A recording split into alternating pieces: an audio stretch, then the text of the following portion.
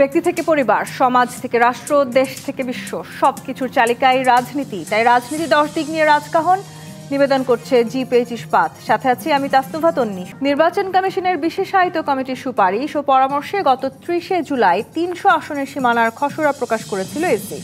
গত মাসে ওই খসড়ার উপর শুনানি শেষে নতুন সীমানা চূড়ান্ত গেজেট প্রকাশ করা হয়েছে। সেখানে বাগেরহাট থেকে একটি আসন কমিয়ে গাজীপুরে একটি আসন বাড়ানো সহ 46টি আসনের সীমায় আংশিক পরিবর্তন আনা হয়েছে। দ্বাদশ নির্বাচনের 1.5 বছরের মাথায় পুনরায় সীমানা নির্ধারণ করায় নতুন করে বিক্ষোভ ও অসন্তোষ দেখা দিয়েছে বাগেরহাট, ফরিদপুর, ব্রাহ্মণবাড়িয়া সহ কয়েকটি জায়গায়। এসব আসনের প্রার্থীদের অভিযোগ, খসড়া তালিকার নিষ্পত্তি না করেই কোথাও কোথাও বড় ধরনের পরিবর্তন আনা হয়েছে। এমত অবস্থায় সীমানা নিয়ে ইসি তাদের সিদ্ধান্ত থেকে সরে না এলে তারা মাঠের কর্মসূচির পাশাপাশি উচ্চ আদালতের দ্বারস্থ হওয়ার কথাও বলছেন। শুধু তাই নয়, আগামী নির্বাচনে ভোট বয়কটের হুঁশিয়ারিও দিয়েছেন তারা। পক্ষান্তরে বিক্ষোভ আন্দোলন করেও কোনো লাভ হবে না জানিয়ে ইসি বলছে, এখন এ নিয়ে তাদের হাতে আর কিছুই করার নেই। এমনকি এ নিয়ে কোনো আদালতে প্রশ্ন তোলার সুযোগ নেই বলেও জানিয়েছে নির্বাচন কমিশন। তাহলে সীমানা নির্ধারণ নিয়ে বর্তমান অসন্তোষের সমাধান কার হাতে? নির্বাচনী সীমানা নিয়ে এমন অসন্তোষের মধ্যে জাতীয় পার্টির কো চেয়ারম্যান মুস্তাফিজুর রহমান মুস্তাফা বলেছেন, তারা আসন্ন নির্বাচনে আওয়ামী লীগের ক্লিন ইমেজের নেতাদের দলে নিয়ে মনোনয়ন দেওয়ার সিদ্ধান্ত নিয়েছেন। জাতীয় পার্টির কাঁধে ভর করে আওয়ামী লীগের ফিরে আসার অভিযোগই কি তবে সত্যি হতে যাচ্ছে? এসব নিয়ে আলোচনায় আজ রাজখান স্টুডিওতে আছেন জাতীয় পার্টির প্রেসিডিয়াম মেম্বার অ্যাডভোকেট রেজাউল ইসলাম ভূঁইয়া, আছেন বাংলাদেশ জামায়াত ইসলামীর কেন্দ্রীয় কর্মপরিষদ সদস্য ডক্টর হেলাল উদ্দিন, এবং আছেন বিএনপির সহ স্বনির্ভর বিষয়ক সম্পাদক ও সাবেক সংসদ সদস্য নীলোফার চৌধুরী মনি। স্বাগত জানাচ্ছি আজকে রাজকাহনে। শুরুটা করতে চাই ডক্টর হেলাল উদ্দিন আপনাকে দিয়ে। এই যে সীমানা চূড়ান্ত করা হয়েছে, নির্বাচনী সীমানা আরেকবার আসলে নতুন করে ঘোষণা করা হয়েছে এবং সেই জায়গাটি থেকে অনেক রকমের বিক্ষোভ, অসন্তোষ আমরা দেখতে পাচ্ছি। ইসির গেজেটও প্রকাশ করা হয়েছে, কিন্তু আগামীকাল সোমবার থেকে লাগাতার হরতাল, অবরোধ কর্মসূচির ঘোষণা করেছে বাগেরহাটের সব রাজনৈতিক দল নিয়ে গঠিত সর্বদলীয় সংগ্রাম কমিটি। এবং জামায়াত ইসলামীর যারা নেতাকর্মী আছেন বাগেরহাটে, তারাও যথেষ্ট শক্তিশালী এক ধরনের হুঁশিয়ারি দিয়েছেন এই সীমানা নির্ধারণ আসলে তাদের পক্ষে নয়, এবং তারা বলেছেন যে এই অবস্থা বা এই সীমানা যদি আসলে পুনর্নির্ধারণ আবারও করা না হয়, কোনোভাবেই আপনারা নির্বাচনে যাবেন না। কোথাও না কোথাও গিয়ে বারবার আসলে এই প্রশ্নটাই উঠছে, যে কোনো ইস্যুকে কেন্দ্র করেই কি আসলে নির্বাচন বয়কটের ডাক দেওয়াটাই এক ধরনের ট্রেন্ড হয়ে যাচ্ছে জামায়াতের? জি, ধন্যবাদ। দেখুন, বাগেরহাটের যে আন্দোলনটা হচ্ছে সেটা সর্বদলীয় আন্দোলন। সেখান থেকে একটা আসন বাদ হয়ে গিয়েছে, আর গাজীপুরে এসে আসন একটা নতুন হয়েছে। তো এখানে নিয়মতান্ত্রিক আন্দোলন করছে এবং তারা ইসিতে শুনানি করেছে। শুনানির মাধ্যমে গেজেট প্রকাশিত হলো। এখন সেই এলাকার জনগণ সবাই মিলে সর্বদলীয় যে মিছিল করছে, এটা এখন আলাপ আলোচনার মাধ্যমে একটা নিষ্পত্তির দিকে আগাইতে হবে। কারণ এখানে শুধু জামাত এককভাবে করছে না, বিএনপি সহ আরও যে সকল অংশীজন আছে সবাই করছেন। তা আমরা মনে করি যে এটা সেন্ট্রাল লেভেলে যদি ডায়ালগ করে, সেই ডায়ালগের মাধ্যমে এটা সমাধান হবে। এটা খুব বেশি একটা জটিল আকার ধারণ করবে না আমার মনে হয়। কিন্তু ইসি তো খুব স্পষ্টভাবে জানিয়ে দিয়েছে এটা নিয়ে আসলে আর কোনো প্রশ্ন তোলার সুযোগ নেই। না, ওকে, সেটা তো হলো ইসির কথা বলেছেন। এখন কেন্দ্রীয়ভাবে আমাদের সকল দল তারা ডায়ালগ করতে পারে, আলোচনা করতে পারে। সেই আলোচনার আলোকে ইসির সাথেও তারা মানে শেয়ার করতে পারেন। আর আমরা দেখি এটা খুব বেশি মেজর ফ্যাক্টর হবে না নির্বাচনের। তাহলে নির্বাচন যদি মেজর ফ্যাক্টর না হয়, নির্বাচন বয়কট করার যে সিদ্ধান্ত সেটি আসলে আপনারা কেন নিয়েছেন, বা সেখান থেকে তাহলে ফিরে আসার উপায় কি যদি আসলে এটি নিয়ে কোনো প্রশ্ন করার সুযোগ না থাকে? সংবিধান বিশেষজ্ঞরাও বলছেন যে সাধারণত যদি বড় কোনো আইনি ব্যত্যয় না ঘটে থাকে, সেক্ষেত্রে সীমানার গেজেট নিয়ে আদালতে প্রশ্ন তোলা বা রিট করা যায় না। তার মানে সেই সুযোগটিও আসলে আপনাদের সামনে খুব একটা নেই। তাহলে সমাধানটা কিভাবে? না, আমরা তো এটা লোকাল আমাদের জেলা পর্যায়ের আন্দোলন, সেখানে সকল দলই আছে। এটা তো আমাদের কেন্দ্রীয়ভাবে আমরা কোনো ঘোষণা দেইনি। এটা যখন আমাদের কেন্দ্র, বিএনপির কেন্দ্র সবাই মিলে বসবে, এটা সমাধান হয়ে যাবে। এটা আমি খুব মেজর কোনো মনে করছি না। এবং অন্যান্য জায়গায় যেগুলো হচ্ছে এগুলোও একটা সমাধান হবে। সকল দল এখানে কথা বলবেন, দেখবেন। আমাদের পাবনাতেও সমস্যা হচ্ছে, সাতিয়া এবং বেড়ার মধ্যে যে একটা সীমানার পুনর্নির্ধারণ হয়েছে, বেড়ার একটা অংশ সাথিয়ার সাথে ছিল, আর একটা অংশ ছিল হলো সুজানগরের সাথে। তো এবারে দেখা গেল যে পুরো অংশটাই সুজানগরের সাথে দিয়ে দিয়েছে। এটা নিয়ে বেড়ার লোকজন বিক্ষুব্ধ হয়েছে, তারা সকালবেলা রাস্তা অবরোধ করেছিল। তো এক্ষেত্রেও আমার মনে হয় যে কেন্দ্রীয় নেতৃবৃন্দের হস্তক্ষেপে এগুলো সমাধান হবে। কিন্তু আসলে হস্তক্ষেপ যখন কেন্দ্রীয় নেতৃবৃন্দদের হওয়ার কথা, তখন আমরা দেখছি নানানভাবে এই ইস্যু নিয়েও আলোচনা সমালোচনা হচ্ছে। নুরফা চৌধুরী মনি, আপনি নিশ্চয়ই মনে আছে, আপনার কিছুদিন আগেই আমরা দেখলাম বিএনপির একজন নেতার সাথে আসলে এনসিপির নেতাকর্মীদের যে ধরনের বাক্য বিনিময় হয়েছে, সেটি আসলে এক ধরনের পুরো দেশে সমালোচনা সৃষ্টি করেছিল। কিন্তু আবার যখন এই সীমানা নির্ধারণ নিয়ে আলোচনা হয়, সর্বশেষ 2024 সালে আমরা যে নির্বাচন দেখেছি, সেই নির্বাচন অনুষ্ঠিত হওয়ার পর সরকার পতনের কারণে তো আসলে আমরা নতুন আরেকটি নির্বাচন করতে যাচ্ছি। সেখানে নির্বাচন কমিশনের এই সীমানা পরিবর্তন নতুন করে আদৌ কোনো সংকট সৃষ্টি করতে পারে বলে কি মনে করেন? ধন্যবাদ আপনাকে, যারা শুনছেন আমার শুভেচ্ছা অভিনন্দন, আমার সহ-আলোচককে ধন্যবাদ। দেখেন, এটা কিন্তু 11 আওয়ার। যদি নির্বাচন আপনার ফেব্রুয়ারিতে হয়, তাহলে হাতে আছে 4-5 মাস।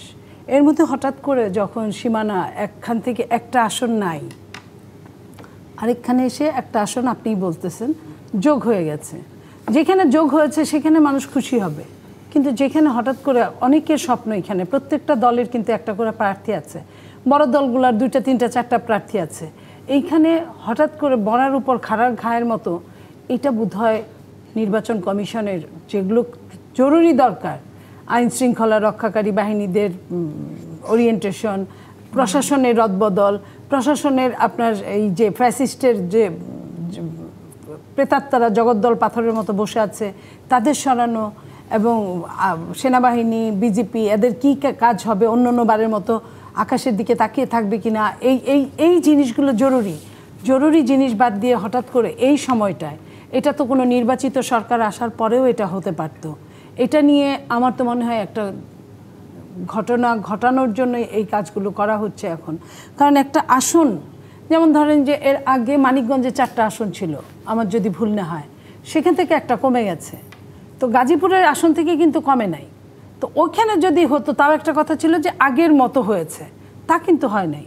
তো এইখানে আপনি যে কথাটা বললেন, ব্রাহ্মণবাড়িয়ায় যে ঘটনাটা ঘটেছে, এখান থেকে কিন্তু শিকার ছিল ইসির বা এটা রিলেটেড যারা নির্বাচনটা ঠিক টাইমে করার জন্য প্রতিজ্ঞাবদ্ধ। আমি কিছুক্ষণ আগেও যে টেলিভিশনে যা দেখলাম সরকার প্রধান বলছেন, তো সেই জায়গায় তো এই জিনিসগুলো সত্যিই দুঃখজনক। সেখানে যদি এবার 46টি সংসদীয় আসনের উপরে এর প্রভাবটি পড়তে যাচ্ছে, অর্থাৎ এই যে সীমানার যে পরিবর্তন আনা হয়েছে, সেখানে আপনি নিশ্চয়ই জানেন যে বিভিন্ন জায়গায় ইতিমধ্যে আমরা দেখেছি বিক্ষোভ হয়েছে, অসন্তোষ হয়েছে, এবং নানানভাবে আসলে এখানে সংঘাত সহিংসতার মতো পরিস্থিতিরও সৃষ্টি হচ্ছে। 46টি জায়গায় যদি এই ঘটনা ঘটে, তাহলে কি আমাদের পক্ষে সেই সংঘাত সহিংসতা কমানোর কোনো ধরনের সম্ভাবনা আছে? 300 আসনের মধ্যে 46টা জায়গা কিন্তু খুব একটা কম না, একটা 5-6 ভাগের 1 ভাগ। তো এটা তো সরকার এইটা করতে পারে না। এটা অবশ্যই কেউ এত সহজভাবে ছেড়ে দিবে বলে আমি মনে করি না। সব দলের সঙ্গে উনি যে কথাটা বলেছেন, আমাদের জামাতের ভাই, ওনার কথাও ঠিক আছে, হয়তো সব দল বসে একটা জায়গায় আসার চেষ্টা হবে, কিন্তু কেউ যে ছেড়ে দিবে বলে আমার, বিশেষ করে যাদের চলে গেছে কিংবা যাদের হঠাৎ করে হয়েছে, নতুন করে আর কেউ এক্সট্রা ভার নিতে চান না, তো সেইখানে আমার মনে হয় যে রিট হতেই পারে। এটা অবান্তর না, এটা হওয়ার মতো অনেক পসিবিলিটি আছে। চ্যালেঞ্জ করবার সুযোগ নেই, সেটিও তো আসলে বারবার স্পষ্ট করে বলা হচ্ছে, সংবিধান বিশেষজ্ঞরাও তাই বলছেন। যদি হয় তাহলে আন্দোলনটা তো হবে, সবচেয়ে ঝিম্মারে শুনে নিবে, এটাও আমার মনে হয় না। যাই হোক, আমরা দেখতে পারি আগামী দিন কি হয়। তার মানে আসলে এই ঘটনাকে কেন্দ্র করে আরো বেশি সংঘাত সহিংসতার সৃষ্টি হতে পারে কিনা, সেই সম্ভাবনা আরো বাড়ছে কিনা। আমি অ্যাডভোকেট রেজা ইসলাম ভাই আপনার কাছে আসি। এই যে আসলে নির্বাচনী কমিশন সীমানায় নতুন করে পরিবর্তন নিয়ে এসছে, সেখানে যেটি বলছিলাম যে 46টি সংসদীয় আসনের উপর এই ধরনের পরিবর্তন আসছে, এই বারবার আমরা বলার চেষ্টা করছি আসলে খুব গুরুত্বপূর্ণ যে জায়গাগুলো ছিল আইন শৃঙ্খলা রক্ষার জায়গাগুলো, সেগুলোকে এড়িয়ে গিয়ে আসলে অন্যান্য বিষয়গুলোর সামনে নিয়ে আসার চেষ্টা হচ্ছে কি? আপাতত এরকম মনে হচ্ছে, কিন্তু নির্বাচনের যে আইন অনুসারে প্রতি 5 বছর পর সীমানা নির্ধারণের কিন্তু একটা বিধান আছে আরপিওতে, এবং এটা যে চূড়ান্ত করা হয়েছে এখনের সেটা একটা শুনানির মধ্য দিয়ে চূড়ান্ত হয়েছে। কিন্তু শুনানির সময় যারা পক্ষে বিপক্ষে বলেছিল সেটা যথাযথভাবে নিয়েছে কিনা নির্বাচন কমিশন, সেটা হলো প্রশ্ন। এই কারণে বললাম এই কথাটা যে আমার নির্বাচনী এলাকা যেটা ব্রাহ্মণবাড়িয়া 3, সেখানে একটা পরিবর্তন করে 2টা ইউনিয়নকে, প্রথমত 3টা ছিল শুনানির আগে, পরবর্তীতে 2টা ইউনিয়নকে আপনার ব্রাউনবাড়িয়া 2-এর সাথে সংযুক্ত করেছে। আজকে দেখেছেন ঢাকা সিলেট রুট সেখানে হয়েছে, জনগণ অবরোধ করে রেখেছে। এই আন্দোলনটা আমার মনে হয় যে যদি ওইভাবে বিবেচনা করতো যে জনগণ কি চায়, আমরা ব্যক্তিগতভাবে ব্রাউনবাড়িয়া সদর 3 আসন যেটা বিজয়নগর সহ সেটা বিভক্ত হোক, এটা আমরা চাই না, এটা একসাথে থাকাই চেয়েছিলাম। এটার মানুষের অনুভূতিটা যদি নির্বাচন কমিশন বুঝতে পারতো আজকের এই সংকটটা হতো বলে আমি মনে করি না। এটা বিভিন্ন কারণে এটা হয়ে থাকে প্রতি 5 বছর পর পর। একটা হলো জনসংখ্যার একটা ভারসাম্য আনার জন্য। গাজীপুরের যে ব্যাপারটা হচ্ছে যে 11 লাখ 11.5 লাখ ভোট একটা আসনে, আরেকটা আসনে 3 লাখের কম ভোট, এইসব ব্যাপারগুলো একটা বিবেচনা বিষয়। কিন্তু মানুষ কি চায়, মানুষের অনুভূতি কি, সেই জিনিসটা দেখতে হবে। আমাদের ব্রাউনবাড়িয়ার আন্দোলন কিন্তু শুধু এখন না, আগেও কিন্তু ঢাকা সিলেট রোড কয়েকদিন মানুষ অবরোধ করে রেখেছে এবং সকল রাজনৈতিক দল ওই ইউনিয়নগুলোকে না নেওয়ার জন্য আমরা ঐক্যবদ্ধভাবে কথা বলেছি, কিন্তু তারপরও এটা নিয়ে যেখানে আপনি ঐক্যবদ্ধ হওয়ার কথা বলছেন, সেখানে আবার এই সীমানা পুনর্নির্ধারণকে কেন্দ্র করে নতুন রাজনৈতিক দলের সাথে পুরনো রাজনৈতিক দলের নেতাকর্মীদের যে ধরনের ঘটনা ঘটছে বা যে আমরা যে পরিস্থিতিগুলো দেখছি, সেগুলোকে আসলে কিভাবে আমরা মোকাবেলা করব? এটা একটা ঘটনা ঘটছে এবং এটা আমার নির্বাচনী এলাকা যেটা সেটা নিয়ে মূলত এই ঘটনাটা ঘটেছে।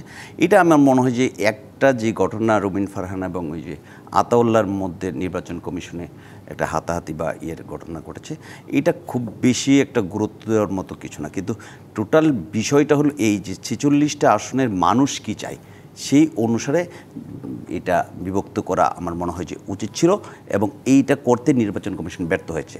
এখন রিট করার সাংবিধানিকভাবে আর সুযোগ আছে বলে আমি মনে করি না, কারণ রিট করার যদি সুযোগ থাকে তাহলে নির্বাচন ফেব্রুয়ারিতে হওয়ার আর কোনো চান্স থাকে না, কারণ একটা রিট হলেই এটা রাতারাতি শেষ হয়ে যাবে এরকম কোনো মানে অপশন নাই।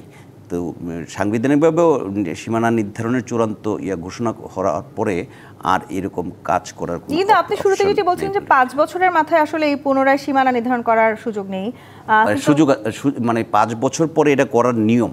হ্যাঁ, কিন্তু তাহলে যদি 1.5 বছরের মাথায় আমরা যেটা দেখলাম যে পুনরায় সীমানা নির্ধারণ করা হয়েছে, সেখানে যে বিক্ষোভ এবং অসন্তোষ, সেটিকে তাহলে আমরা কতখানি অনৈতিক বলতে পারি? আমি তো এটা বললাম যে নির্বাচন কমিশনের এইটা বিবেচনা করা উচিত ছিল মানুষ কি চাই। আমি কিন্তু আমার বক্তব্য বলে আসছি, আমাদের এলাকায় বাগেরহাটে যে আন্দোলনটা হচ্ছে আজকেও দৃশ্যমান ছিল আন্দোলন, এবং আপনি দেখবেন ভাঙ্গার কয়েকটা ইউনিয়ন নিয়ে গেছে, সেখানেও সড়ক অবরোধ হয়েছে। মানুষ যেহেতু চাচ্ছে না, আর আমার কিন্তু এর আগে 5 বছর হয় নাই, কি যেন সময়ও যায় নাই, কাজে এই ব্যাপারটা নির্বাচন কমিশনের আমলে নেওয়া উচিত ছিল।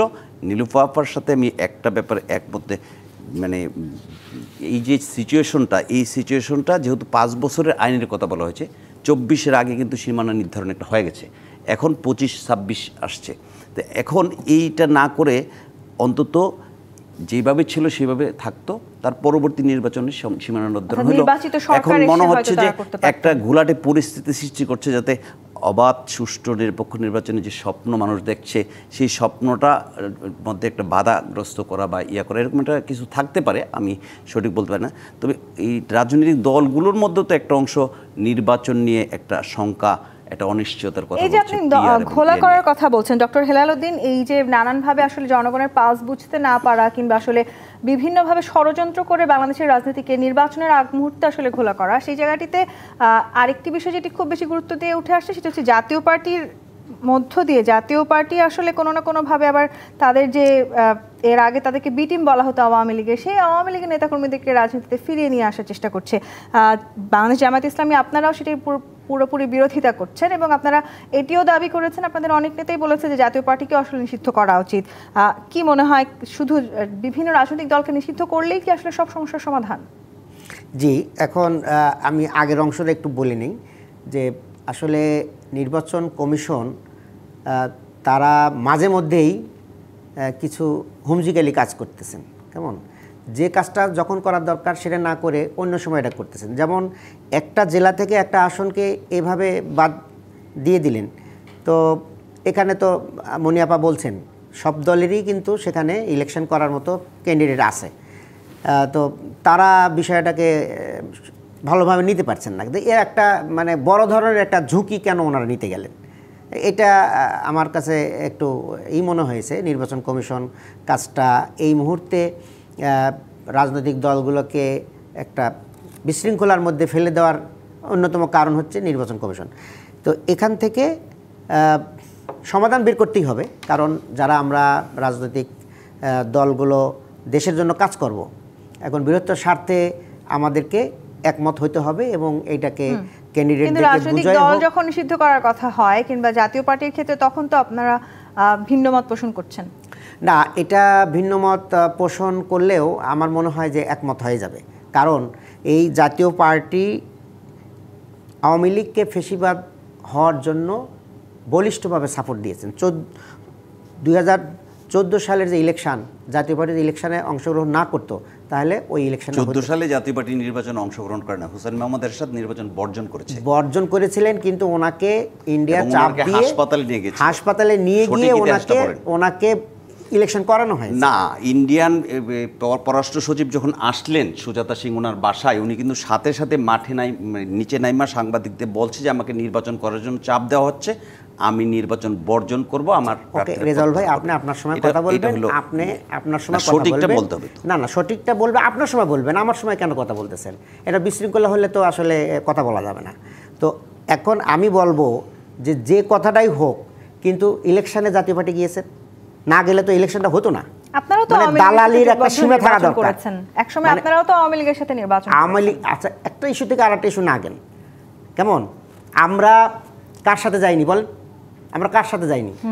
আমরা 18 সালে আওয়ামী লীগ 91 সালে কার সাথে গেছিলাম বলেন? 26টা আসনে নির্বাচন করে নাই ভাই রেজাউল ভাই, সরি ভাই, আপনি সিনিয়র, আপনি একটু একটু বলুন ডক্টর হেলাল, বলুন। ডিসিপ্লিন বজায় রাখেন। আপনার সময় আপনি কথা বলবেন, আর আপনার সময় কথা বলেন কেন? এই জাতীয় পার্টির কারণে দেশের মধ্যে এই স্বৈরাচারের এইটা হলো। 91 সালে যখন আমরা বিএনপিকে সাপোর্ট দিলাম নিঃস্বার্থভাবে, ওইটা কিন্তু কাজ আসে নাই। এবং 91 সালে আসার পরেই আমরা যখন বললাম যে ভিত্তিতে অন্তর্বর্তীকালীন সরকার, তত্ত্বাবধায়ক সরকার যে ভাষাই বলেন না কেন, সেই সময়ে যে ইলেকশনটা হলো, আমরা পার্লামেন্টে এটাকে বললাম যে এটা একটা আইন পাশ করা হোক। ওনারা তখন বললেন যে কেয়ারটেকার সরকার এটা হতে পারে না, কারণ শিশু এবং পাগল ছাড়া নিরপেক্ষ কোনো লোক নাই। এরপরে দিলেন অগ্নিগর্ভে ছেড়ে দিলেন, সারা দেশে আগুন জ্বলে গেল, আন্দোলন সংগ্রাম, এত মানুষের জীবন হানি, অর্থনীতি। এরপরে কিন্তু ওনারা বুঝলেন যে কেয়ারটেকার সরকার ছাড়া দেশের কোনো মুক্তি নাই। 96-এর 15 ফেব্রুয়ারি একতরফা নির্বাচন যেমন হাসিনা করেছেন, ওনারাও কিন্তু করেছেন। এই কথাগুলো মেনে নিয়েই আবার আমরা 2001 সালে, এখন আবার সেই বিএনপির সাথেও আপনাদের দূরত্ব বাড়ছে। 2001 সালে আবার আমরা একসাথে হলাম, হওয়ার পরে দীর্ঘ 15 বছর একসাথে থাকলাম, থাকার পরে এখন আমরা আবার বিচ্ছিন্ন। এখন আমরা যখন একসাথে থাকি তখন হই সঙ্গী, সেটা আওয়ামী লীগের সাথে সঙ্গী, আর যখন বিচ্ছিন্ন হয়ে যায় আওয়ামী লীগের কাছে জঙ্গি, এখন বিএনপির কাছে আমরা জঙ্গি হয়ে গেছি। আমাদের এই মন্তব্য কোথাও করেছে? অবশ্যই করেছে। আপনার হলো আমাদের মহাসচিব মির্জা ফখরুল ইসলাম আলমগীর সাহেব, উনি প্রথম আলোতে দীর্ঘ একটা সাক্ষাৎকার দিলেন। সেই সাক্ষাৎকারে উনি বললেন যে দক্ষিণ পন্থার উত্থান ঘটতেছে। আরেকটু বললেন, আমার বিরতির সময় হচ্ছে। এই যে আসলে বারবার বলা হচ্ছে যে জামায়াত ইসলামের সাথে সব রাজনৈতিক দলগুলো দূরত্ব বাড়ছে, নাকি আসলে জামায়াত ইসলাম কোনো না কোনোভাবে ইচ্ছাকৃতভাবে সেই দূরত্বটা বজায় রাখার চেষ্টা করছে? আমি উত্তর নিব। একটা বিরতি নিয়ে ফিরতে চাই। জি25 পাথমিতিত রাজকাহন থেকে বিরতি নিয়ে ফিরছি, সাথেই থাকুন। জি25 পাথমিতিত রাজকাহন দেখছেন। নীলুফার চৌধুরীর প্রশ্ন রেখে বিরতিতে গিয়েছিলাম। জামায়াত ইসলামের সাথেও বিএনপির দূরত্ব বাড়ছে, সেটি খুব স্পষ্টভাবে ডক্টর হেলালুদ্দিন বলেছেন। কিন্তু আসলে সব রাজনৈতিক দলকে নিষিদ্ধ করেই কি সেই রাজনৈতিক দলের কর্মকাণ্ড আসলে একেবারে বন্ধ করে দেওয়া সম্ভব? সেটি কি বড় উদাহরণ জামায়াত ইসলাম নিজেই আমাদের সামনে আছে। শোনেন, দরজা তো কখনো সম্পূর্ণরূপে বন্ধ করে রাখা যায় না। একটা দরজা বন্ধ হলে আরও 2টা দরজা খুলে। সবসময় একটা বিকল্প ব্যবস্থা আল্লাহ নিজেই সৃষ্টি করে রাখেন। ওনারা তো ইসলামকে নিয়ে রাজনীতি করেন, আমরা ইসলামকে নিয়ে করি না, কিন্তু ইসলামকে মানি। ওখান থেকেই কথাটা বললাম। দেখেন, জামাতের যে আজকের যে ব্যবহারটা, সেটা জামাতই দায়ী। বিএনপি করেছে, উনি মহাসচিবের কথা বললেন। মহাসচিব কখন বলেছে? 1 বছর 11 মাস বা 13 মাস 14 মাস পরে বলেছেন। কিন্তু ওনারা যে 5 তারিখ আসার পরে 8 তারিখে নতুন সরকার হওয়ার পরেই ওনারা প্রথম বক্তৃতায় বললেন একটা জালিমকে বিদায় করে আরেকটা জালিমকে ক্ষমতায় বসাবো। এইখানে জালিমটা কে, এটা কিন্তু বলার অপেক্ষা রাখে না। বিএনপি একটা বড় দল, আর তো কোনো বড় দল নাই যে আমি আরেকটা দলকে আমি মনে করতে পারি। তার মানে কি তাদের সাথে 17 বছর আমরা যুগপৎ আন্দোলন করলাম, একসঙ্গে থাকলাম, একসঙ্গে তাদের সমস্যায় আমরা পাশে গিয়ে দাঁড়ালাম, আমাদের সমস্যায় তারা আসলেন। কিন্তু হঠাৎ করে যখন এই ধরনের কথা আসলো, শুধু একবারই না, এনসিপি যে কথাগুলো বলতো, এনসিপি না হয় তখন এনসিপি হয় নাই, বৈষম্য বিরোধী, বৈষম্য বিরোধীরা যা বলতো সেটাও তারা তাদেরকে নিয়েই কথাটা বলতো। এবং এই যে তুচ্ছ তাচ্ছিল্য করা, এটা কিন্তু ভীষণ খারাপ জিনিস। আপনার কিছু মনে হলে স্ট্রেট বলে দিন, সেটা অন্য জিনিস, কিন্তু তুচ্ছ তাচ্ছিল্য করা সবসময়। বিএনপি মনে করছে যে এরকম যে তারা বুঝাইছে বিএনপি এই মাঠেই ছিল না, বিএনপি খালি 17 বছর মায়ের খাইছে, তারা এসে বিএনপিকে উদ্ধার করে গেছে। অথচ বিএনপির 5 শতাধিকের উপরে বিএনপির লোক শহীদ হয়েছে। এই 2000 যে তারা শহীদ বলে, তাদের এক একজনের কত লোক শহীদ হয়েছে, এটা কিন্তু তারা এখনও কিন্তু লিস্ট দিতে পারে না। বিএনপি কিন্তু লিস্ট দিয়ে কথা বলে। তো একটা দল এতটুকু স্যাক্রিফাইস করে, হ্যাঁ 17 বছরই এই দলটা স্যাক্রিফাইস করছে, যে বিভিন্ন গুণ খুন সব কিছু। এবং আমি এখনও বলি, জামাতও স্যাক্রিফাইস করছে অনেক জামাতের যদি আপনার কি বলে, দলটাকে যদি তারা না করতো, ভ্যানিশ না করতো, দলটাকে যদি তারা স্থগিত না, নিষিদ্ধ না করতো, তাহলে হয়তো বা জামাতের অন্য যে পন্থাগুলো নিয়েছে পন্থাগুলো নিতে হতো না। তো এই জিনিসগুলো ওই ফ্যাসিস্টের কিন্তু আমরা সবাই কিন্তু সাফারার, তারা আমরা কিন্তু হঠাৎ করে এই কথাটা বললো, এটা কিন্তু তারপরে থেকে তারা কিন্তু ওইভাবেই কাজ করছে। আমি আপনাকে হিসাবটা বলে দিই একটু, তাহলে বুঝতে সুবিধা হবে। সংস্কার নিয়ে কথা বলছে বিএনপি, যাই বলুক না কেন, বিএনপি সংস্কারের প্রথম থেকেই শেষ পর্যন্ত আছে, গিয়েছে, জামাতও গিয়েছে, কিন্তু মধ্য সংস্কার পর্যন্ত, প্রায় শেষ পর্যায়ে সংস্কার পর্যন্ত কিন্তু তারা পিআরের কথা বলে নাই। তারা কিন্তু বলে নাই যে গণপরিষদ নির্বাচন হতে হবে, তারা কিন্তু বলে নাই তখন পর্যন্ত যে জুলাই চার্টারটা লিগ্যাল করতে হবে। এখন তারা এসে যখন 11th আওয়ারে সামনে নির্বাচন, এখন যখন তারা এই ধরনের কথা বলছে, তার মানে কি বিএনপি যা কথা বলে, বিএনপি যে কাজ করে, তার একদম উল্টা কাজ তারা করছে। তো এই যে উল্টা কাজ করছে, এতে কি হয়েছে আপনি দেখেন, সেনা প্রধান কি বলছিলেন কিছুদিন আগে, যে আপনারা যদি এরকম কাদা ছোড়াছুড়ি করেন তাহলে কিন্তু দেশের সার্বভৌমত্ব লঙ্ঘিত হবে চরমভাবে। তা আজকে যদি আমরা ওই কথাটা বলি, এই কয়েকদিন হয় না একটা ফ্যাসিস্টকে যখন আমরা যে যার জায়গা থেকে পারছি, ওই জায়গায় কিন্তু সবাই এক, তো সেই জায়গা থেকে যদি ফ্যাসিস্টকে যদি আমরা পালিয়ে যেতে বাধ্য করতে পারি, তাহলে আমরা একসাথে হলে কিন্তু অনেক কিছু হয় আমাদের। কিন্তু তারা তো এটাকে তারা ধারণ করে নাই। তারা মনে করছে যে আমরা তো সরকারের সঙ্গে একদম ওতপ্রোতভাবে আছি, সরকার আমরা যদি ক্ষমতায়ও যাই কখনো, যদিও সম্ভব না, তারপরেও যদি যাই, তারপরে এই ক্ষমতা আমরা দেখাইতে পারবো না যতটা ইউনূস সরকারের সঙ্গে থেকে তারা পারে। তারা তো ভালো আছে, এই জন্যই তারা তাদের নির্বাচন হলে বরং লস, লাভ না, যেটাই হোক না কেন। এখন তো সরকারের যা উপভোগ করছে, সরকারের ক্ষমতা, বিরোধী দলের ক্ষমতাও যদি উপভোগ করে, তাহলে লস না? আপনার সরকার থাকতে কে না চায়? অ্যাডভোকেট রেজাউল ইসলাম ভূঁইয়া, এনসিপি নেতা সার্জিস আলম বলেছেন আওয়ামী লীগ ও জাতীয় পার্টি চোরে চোরে মাসতুতো ভাই, এতদিন তাদের ছায়াতলে ছিল সেই চোর, এখন তাদের ব্যানারে তাদের আশ্রয় দেওয়ার কথা বলছে। মানে আপনাদের নেতা তো আসলে খুব স্পষ্ট করে বলেছেন আওয়ামী লীগের যারা কিনিমেজের নেতা আছেন তাদেরকে আপনারা মনোনয়ন দেওয়ার সিদ্ধান্ত নিয়েছেন। তাহলে আসলে কি আপনাদের কাঁধে ভর করে আওয়ামী লীগের ফিরে আসার যে সংখ্যা, সেটি সত্যি হবে? এটা যে বলেছেন তার ব্যক্তিগত, এটা দলগত কোনো বক্তব্য না, দলগতভাবে আমরা এই বক্তব্য দেইনি। আর জাতীয় পার্টির মনোনয়ন এবং দেওয়ার দায়িত্ব হলো জাতীয় পার্টির মনোনয়ন বোর্ড, আমাদের এসপার গঠনতন্ত্র। মোস্তফা সাহেব কোন দৃষ্টিভঙ্গিতে বলেছে এটা ওনার ব্যক্তির দায়ের ব্যাপার আছে, এটা আমাদের দলগত সিদ্ধান্ত না, যেহেতু নাই। আর সার্জিদ সাহেব যেটা বলেছেন, এটা যদি বলে চুরে চুরে মাসুদ ভাই, তাহলে তো বলতে হবে আমরা নির্বাচন করে ফ্যাসিস্টের দোসর হয়েছি, ধরে নিলাম। তাহলে উনি তো সরাসরি 17 বছর ছাত্রলীগ করেছেন, উনি ছাত্রলীগের কমিটিতে ছিলেন, তো সরাসরি থেকে উনি কোন ইয়েতে বলে যে মাসুদ ভাই, তাহলে উনি কি ভাই? উনি তো ডাইরেক্ট কমিটি থেকে কাজ করেছেন ছাত্রলীগের পক্ষে। এই আন্দোলনের সময় আন্দোলনের সময় আসছে, তাহলে এইটা কিভাবে এই লোক কিভাবে বলতে পারে? এই লোক যদি বলে জাতীয় পার্টির কার্যক্রম নিষিদ্ধ করতে হবে মাসুদ ভাই বা তাহলে তার আগে তো ওনার কার্যক্রম কি হবে এটা সিদ্ধান্ত নেওয়ার একটা প্রশ্ন আসে। কারণ উনি তো সরাসরি করছে, আমরা তো সরাসরি করি নাই। নির্বাচনে যাওয়ার কারণে আমরা ফ্যাসিস্টের দোষর হয়েছি, ধরে নিলাম, যেটা হেলাল ভাই বললেন। তো হেলাল ভাইয়ের আমির 18 সালে যুক্ত ফ্রন্ট করে দানের শীষে নির্বাচন করে নাই 26 জন প্রার্থীকে নিয়ে। ওনারা অভিযোগ করছেন যে আপনারা আসলে ফ্যাসিস্টকে টিকিয়ে রেখেছেন। আমরা টিকিয়ে রাখলে উনিও তো নির্বাচন করেছে, ওই সংসদ 5 বছর ছিল ঐক্য ফ্রন্টের সদস্যরা, একটা দল 4 বছরের মাথায় পদত্যাগ করেছে সংসদ থেকে, অন্য আরেকটা দল গণফোরাম তার সদস্য নিয়ে 5 বছরই ওই সংসদে ছিল। তাহলে আমরা যদি 10 বছর বা 15 বছর করি, তাহলে ওনারাও তো ওর সাথে 5 বছর যুক্ত করেছে। ফেসিস্ট টিকিয়ে রাখার ক্ষেত্রে ওনাদেরও সহযোগিতা ছিল। আর আমাদেরকে বলা হয় স্বৈরাচার, লোক মুখে কী বলে জানেন, ওনারা 86 সালে নির্বাচন আসছে না আমাদের সাথে। মানুষ তো এটাও বলে যে জামাত যদি 86 সালে জাতীয় পার্টির সাথে আওয়ামী লীগের নিয়ে নির্বাচনে না আসতো, তাহলে 86 সালের পরেই শেষ হয়ে যেত। তো যখন যার সুবিধা হয় তখন তার ওই রকম কথা বলতে, এটা বাংলাদেশের চরিত্র। আমি দেখতে হবে দর্পণে আমি কি করেছি সেই চরিত্রে এখন এই জায়গাটাতে আমরা যখন যেখানে সুবিধা হয় তখন সেখানে সেভাবে আপনারা না। জাতীয় পার্টির বিরুদ্ধে ছিল। জাতীয় পার্টি তত্ত্বাবধায়ক সরকারের আন্দোলন যখন হয়েছে তখন জামাত আওয়ামী লীগের সাথে জাতীয় পার্টি যুগপৎ আন্দোলন করে নাই, এবং সেই আন্দোলনের ফলে 15 ফেব্রুয়ারির পরে যে নির্বাচন হলো, সেই নির্বাচনে তত্ত্বাবধায়ক সরকার প্রতিষ্ঠিত হয় নাই। সেখানে জাতীয় পার্টির ভূমিকা ছিল না, জামাত আমাদের সাথে ছিল, আওয়ামী লীগও আমাদের সাথে ছিল, আমরা একসাথে আন্দোলন করেছি। এটা তো অস্বাভাবিক কিছু না।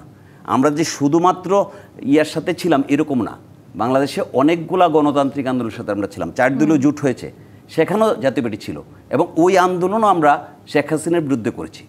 এই ইতিহাসগুলো মানুষ ভুলে যাচ্ছে। এইগুলো আপনি যেটা অভিযোগ করছেন অ্যাডভোকেট রেজাউল ইসলাম ভাই, আপনারা আসলে ভুলে যাচ্ছেন। আপনারাও একসময় একসাথে ছিলেন এবং ফ্যাসিস্ট টিকিয়ে রাখার কিছুটা দায় আপনাদেরও আছে। না, আমাদের দায় আছে, আমরা এটা কম, কিন্তু এই জাতীয় পার্টি সব সময় তারা মানে ফ্যাসিস্টকে সহযোগিতা এবং বলা যায় যে বাংলাদেশের রাজনীতির এই কলুষিত করার 1 নাম্বার বীজ বপন করেছে এরশাদ সাহেব, স্বৈরাচার এরশাদ। উনি একটা দেশ স্বৈরাচারের লোকে 86-তে নির্বাচনে গেলেন। আচ্ছা, আমার সাথে কথা আপনি বলেন কেন ভাই? আপনি সিনিয়র মানুষ, এগুলো খুবই মানে ডিসক্রেডিট। তো এরশাদ সাহেব একটা গণতান্ত্রিক রাষ্ট্রকে উনি আবার মার্শাল্লাহ দিয়ে একটা কলুষিত করে ফেললেন। এবং এই এরশাদ সাহেব বলছেন যে 4 দলীয় ঐক্যজোট গঠন করা হয়েছে। এই 4 দলীয় ঐক্যজোট গঠন করার পরে এরশাদ কিন্তু চলে গেছে। যখন দেখছে যে ওনার বুবু আরও বেশি টোপ দিয়েছেন, তখন তিনি আওয়ামী লীগের সাথে মিশে ওদিকে চলে গেছে। 4 দলীয় ঐক্যজোটে কিন্তু এরশাদ ছিলেন না, সর্বশেষ পর্যন্ত 4 দলীয় ঐক্যজোটে এরশাদ ছিলেন না। এই সকল সময় এরশাদই আমাদের এই দেশটাকে অস্থিতিশীল তৈরি করেছে। এখন আপনারা বিএনপির বিরুদ্ধেও আসলে আলোচনা করছেন, বিএনপি যা বলছে তার না, আপনারা আসলে কারেন্ট ইস্যুতে থাকবেন, কারেন্ট ইস্যুতে থাকা দরকার। এখন দেশকে আমরা এখন দেশকে কিভাবে আমরা এগিয়ে নিয়ে যাব সেই ইস্যু নিয়ে আলোচনা করা দরকার। টকশোগুলো কি জন্য করব? আমরা টকশো করব দেশের উন্নতির জন্য, দেশের সমস্যাগুলো সমাধান করা। আপনারা সে চলে যান এই 86, তারপরে আমি আপনাকে প্রশ্ন করেছি। তো এখন আমাকে শেষ করতে দেন। এই যে আমরা যে বিএনপির সাথে আমাদের যে এটা শুরু হলো, দেখেন আমরা একসাথে 15 বছর ত্যাগের মাধ্যমে কাজ করেছি। আমাদের আমিরকে বলা হয়েছে, সেক্রেটারি জেনারেলকে বলা হয়েছে যে আপনার 4 দলীয় ঐক্যজোট ভেঙে দেন, এই যুদ্ধ অপরাধ ইস্যু কিছু আসবে না, আপনারা আপনাদের মতো রাজনীতি করবেন, বিএনপির মতো রাজনীতি করবে, আর আওয়ামী লীগের মতো রাজনীতি করবে। কিন্তু আমরা বলছি যে একটা দেশের জন্য কাজ করতে হলে কমিটমেন্ট থাকতে হবে, আর সেই কমিটমেন্ট বাস্তবায়ন করতে প্রয়োজন শহীদ হবে, তারা ফাঁসি যদি হয় হবে। আমাদের মীর কাসেম আলী সাহেব আমেরিকায় ছিলেন, আমেরিকার থেকে উনি যখন দেশে আসলেন, আসার পর ওনাকে আমি জিজ্ঞাসা করেছিলাম, আমাদের নেতৃত্ব জিজ্ঞাসা করেছে তুমি চলে আসলে কেন? বলছে যে আমি তো কোনো অন্যায় করিনি, আমার যদি বিচার হয় আমি বিচারে আমি রিলিফ পাবো, আর যদি আমাকে অন্যায়ভাবে ফাঁসি দেয় আমি শহীদ হবো। উনি এই ধরনের। আর দেখেন এরশাদ সাহেব কী রাজনীতি করেন, উনি হাসপাতালে ভর্তি হয়েছেন, যখন চাপ দিয়েছে ওনার দল ইলেকশনে চলে গেছে। দেশের কমিটমেন্ট, দেশের পক্ষে যেটা সৎ সত্য সেটা মানতে হবে। ইন্ডিয়া থেকে লোক এসে চাপ মারছে, উনি চলে গেছেন। সব সময় এই এরশাদ এবং এই আপনার এই স্বৈরাচার এবং এই দল এই দেশটাকে এই সবসময় ফেসিস্টের জন্য কাজ করেছেন। এবং এখন যেটা তারা করতেছে, আবার বলতেছে আওয়ামী লীগের ক্লিন ইমেজের লোকজনকে তারা মানে মনোনয়ন দিবে। তার মানেটা কি? আওয়ামী লীগকে পুনর্বাসন করার জন্য তারা একটা উদ্যোগ নিয়েছেন। আর এই কাজে যারা সহযোগিতা করবেন তাদেরকে পরিষ্কার বলতে চাই, এই আওয়ামী লীগকে যারাই সহযোগিতা করেছেন, 81 সালে যখন আমাদের তৎকালীন শহীদ প্রেসিডেন্ট জিয়াউর রহমান ওনাকে নিয়ে আসলেন সরলভাবে, সেখানে যাওয়ার পরে কিন্তু এই প্রেসিডেন্ট মানে শহীদ প্রেসিডেন্ট জিয়াউর রহমানকে এই আওয়ামী লীগের বিভিন্ন ষড়যন্ত্রকার ওনাকে শহীদ হতে হলো। এরপরে আপনার কিন্তু দল নিষিদ্ধ করার যে রাজনীতি, সেটা কি আপনারা কি সাপোর্ট করেন? দল নিষিদ্ধ করার জন্য আমরা যেটা বলেছি, যেটা অন্তর্বর্তীকালীন সরকার যেটা বলেছে যে আপাতত তাদের কর্মকাণ্ড এবং নির্বাচন আমরা স্থগিত রাখলাম। যে আপনাদের সাথে করা হয়েছে ঠিক একই কাজ আপনারা চাইছেন। আমাদের সাথে এইভাবে করা হয়নি, আমাদেরকে তারা নিষিদ্ধ করেছে। আমাদেরকে তারা নিষিদ্ধ করেছেন কি কারণে? বলছেন যে জামাত শিবির এই আন্দোলন করতেছে, এই ছাত্রদের এটা আন্দোলন না, এটা জামাত শিবিরের আন্দোলন, এই আন্দোলনকে স্টপ করতে হলে এই জামাত শিবিরকে নিষিদ্ধ করতে হবে, এবং সেই জন্য তারা নিষিদ্ধ করেছে। আর আমরা বলছি যে তাদেরকে নিষেধ করতে হবে, তাদেরকে বিচার করে তাদের শাস্তি হলে তাদেরকে পার্মানেন্টলি নিষিদ্ধ করতে হবে। আপাতত তাদের কার্যক্রম বন্ধ আছে এবং জাতীয় পার্টি সেই দোষী হিসেবে তাদেরকে করতে হবে কিনা, কিংবা আসলে এনসিপি নেতারা এটিও বলছেন যে আওয়ামী লীগ এবং জাতীয় পার্টি মিলে একধরনের গৃহযুদ্ধের পরিস্থিতি তৈরি করতে চায়। আসলে কি সেই পরিস্থিতি তৈরি হচ্ছে বাংলাদেশে? আমি আরো একটি বিরতি নিয়ে ফিরে উত্তর নিতে চাই। জিপি ইস্পাত রাজখান থেকে আরেকটি বিরতি নিয়ে ফিরছি, সাথেই থাকুন। জিপি ইস্পাত রাজখান দেখছেন। নীলোফার চৌধুরী মনি, নির্বাচনী সীমানা নিয়ে বিভিন্ন জায়গায় আমরা দেখেছি অসন্তোষ তৈরি হয়েছে, আবার আওয়ামী লীগকে ফিরিয়ে নিয়ে আসার ইস্যুতে জাতীয় পার্টি এবং আওয়ামী লীগ মিলে গৃহযুদ্ধের পরিস্থিতি তৈরি হতে পারে এমন শঙ্কার কথা প্রকাশ করেছেন এনসিপি নেতারা। তাহলে এত এত অসন্তোষ, সমাধানটা আসলে কার হাতে? সমাধানটা আপনার নির্বাহী প্রধানের হাতে, এটাই তো ধরা উচিত, তাই না? যে রাষ্ট্র যিনি, যার নামে রাষ্ট্র চলে, সে তো আমার মতো তীব্র ঘৃণা বা দুঃখ প্রকাশ করতে পারে না, পারে? উনি কিন্তু প্রায় নূর যখন মায়ের খেলো তখনও উনি দুঃখ প্রকাশ করলেন, তারপরে যখন এই যে এই ঘটনাগুলো বিভিন্ন ঘটতেছে উনি দুঃখ প্রকাশ করে ক্ষান্ত। আর তদন্ত, বাংলাদেশ তো তদন্তের জীবনেও সফলতার মুখ দেখে না। এটা না করে এইটার সব কিছুর জন্য রাষ্ট্রের যিনি নির্বাহী, ওনাকে জবাবদিহি করতে হবে। আপনি কে, পুলিশ কি করলো, সেনাবাহিনী কি করলো, বিজেপি কি করলো, বা প্রশাসন কি করলো, এটার জন্য আমরা তাদের কাছে দায়বদ্ধ না। আমাদের কাছে দায়বদ্ধ হচ্ছে সরকার প্রধান, সরকার। তো সরকার এবং নিজ নিজ সেক্টরে, লাইক আপনার দেশের চরম খারাপ অবস্থা যাচ্ছে আইন শৃঙ্খলার, তাহলে আমরা কাকে ধরবো? আমরা সরকারের পাশাপাশি আমরা স্বরাষ্ট্র উপদেষ্টাকে ধরবো। আইনের কোনো ব্যত্যয় হচ্ছে আমরা সরকারের পাশাপাশি আইন উপদেষ্টাকে ধরবো, এটাই নিয়ম। শিক্ষার কোনো সমস্যা হচ্ছে আমরা সরকার প্রধান সহ আমরা শিক্ষা উপদেষ্টাকে ধরবো, নিয়ম এটা। স্বাস্থ্যের কোনো সমস্যা হচ্ছে আমরা সরকার প্রধান সহ স্বাস্থ্যকে ধরবো। তো এই সরকার প্রধান কিন্তু আমাদের কোনো কিছুর ব্যাপারে আনসার করে না। জাতীয় পার্টির অফিস কেন এরকম ভাঙচুর হলো, হলো, আমার কথা হলো যে আপনার বিচার 100 বার হোক, জাতীয় পার্টিকে ব্যান করে দেয়, কী করবে না করবে সরকারের ব্যাপার। সরকার যেদিন আওয়ামী লীগকে ব্যান করলো বা স্থগিত করলো, সেদিন কিন্তু এক কলমে 14 দলকেই করতে পারতো। সেটা না করে সরকার 1 বছর জিয়ে রাখলো। এখন যখন 1 বছর চলে গেছে, এখন সারা বছরই কি, সারা জীবন ভর কি আপনার অভ্যুত্থান থাকে? অভ্যুত্থান হয় 5 বছর পরে, 10 বছর পরে, 15 বছর পরে। যখনই জনসাধারণ কিছু হাতে তুলে নেয় সেটা হয় আপনার মব বা সন্ত্রাসী কার্যক্রম। সরকার যদি হাতে তুলে নেয় সেটা কিন্তু সরকারের দায়িত্ব থেকে নেয়। তো সরকার কেন এগুলা মবের দিকে ঠেলে দিচ্ছে? আমার কথা কেন অন্য দলদের বলতে হবে? অন্য দলরা তো সরকারকে বলেছে যে আমরা তাদের চাই না। আসলে মবের সৃষ্টি হতে পারে, সেই আশঙ্কা তার মানে কি বিএনপির আছে? অবশ্যই আছে। এখানে আপনার একটা হঠাৎ করে একটা নতুন একটা আসন বের হয়ে গেল একটা জায়গা, আরেকটা থেকে হঠাৎ করে রাতারাতি একটা আসন উধাও হয়ে গেল, এটা তো হতে পারে না। এত বড় রিস্ক কেন সরকার নিবে? সরকার, ইসি তো সরকারের হুকুম ছাড়া চলে না। এই টাইমে এটা তো নির্বাচিত সরকার না, অনির্বাচিত সরকার বড় বড় ডিসিশনগুলো নিতে পারে না, এটা বুঝতে হবে।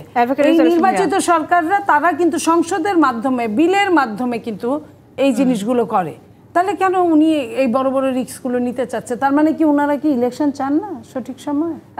আজকে প্রেস উইং থেকে বলা হয়েছে আসলে কোনোভাবে কোনো শক্তি নেই যারা নির্বাচনকে ঠেকাতে পারে। বেশি বলা মানে কিন্তু ভয়ের ব্যাপার।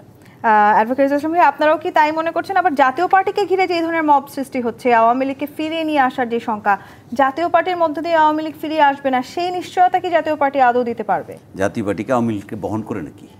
এবং জাতীয় পার্টিকে না আওয়ামী লীগকে ফিরিয়ে নিয়ে আসবে? জাতীয় পার্টি আওয়ামী লীগকে বহন করার শক্তি আছে, ক্যাপাসিটি আছে? এই দায়িত্ব আমরা নিতে যাব কেন?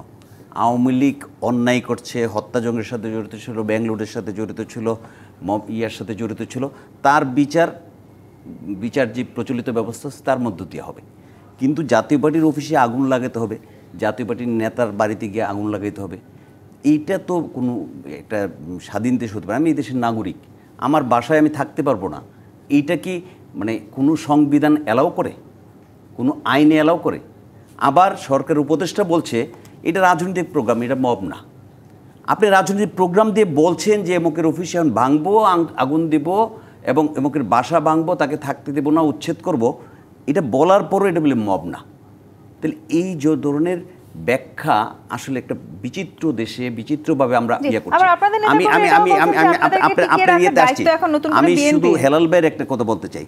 জামাত ইসলামকে যখন নিষিদ্ধ করেছিল আমাদের দলের চেয়ারম্যান JM কাদের সাহেব এই নিষিদ্ধের বিরুদ্ধে আওয়ামী লীগের বিপক্ষে কথা বলেছিল যে এটা নিষিদ্ধ করা ঠিক হবে না।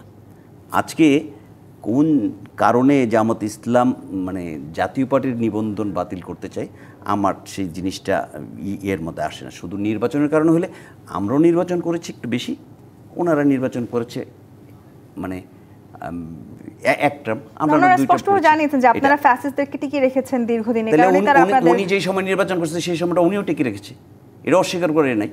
আমি যদি 18তে টিকে রাখি তাহলে 18তে যারা যারা 31টা দল অংশগ্রহণ 24 করছে নির্বাচনে আপনারা আমিরামি নির্বাচনও করেছেন। হ্যাঁ করেছি, দীর্ঘদিন এটা আপনাদেরকে গৃহপালিত অস্বীকার করতে পারবো না। তকমাও নিতে সেই হয়েছে। জায়গায় তো আমি 7 মাস ছিলাম, কিন্তু 18 নির্বাচন ছিল 5 বছর।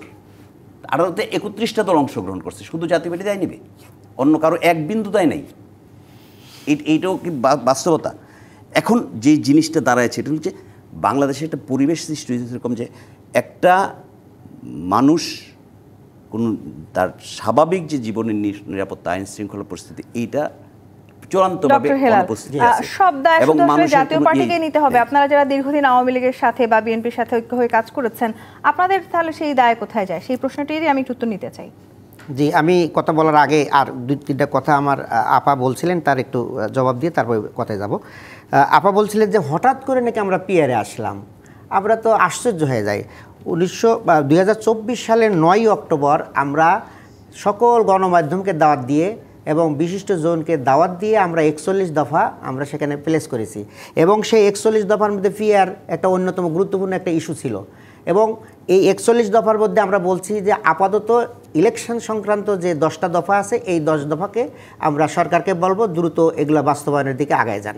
তার ভিতরে এই 10 দফার মধ্যে আমাদের পিয়ার ছিল। তা এই আমরা কয়েক কিন্তু মাসের মধ্যে সব পদ্ধতি পরিবর্তন করে ফেলা কি আমরা সম্ভব? 24-এর 9 অক্টোবর এই দাবি দিয়েছি। এরপরে আমরা আমাদের সময় একদম শেষ। আমি একটু আপনার উত্তরটা নিতে চাই। একটু, ফ্যাসিস্ট আরেকটু, টিকিয়ে রাখার দায় আপনার আছে কি? আর একটা বিষয় হলো যে এই যে আপা বলছেন যে আমরা ইসলাম নিয়ে রাজনীতি করি, আমরা ইসলাম নিয়ে রাজনীতি করি, আমরা ইসলামী আদর্শের রাজনীতি করি। আর আপারা এই সময় মতো এই ইসলামকে ব্যবহার করেন, যেমন সারা বছরের খবর নাই বলেন নির্বাচনের সময় যে দানের শেষে বিসমিল্লাহ। আমরা কিন্তু সারা বছর আমার হাতে আর 30 সেকেন্ড সময় আছে। এটা করি। সেই 5 বছর, যে 5 বছর আপনারা আছেন সেই 5 বছর দায় আছে আপনাদের।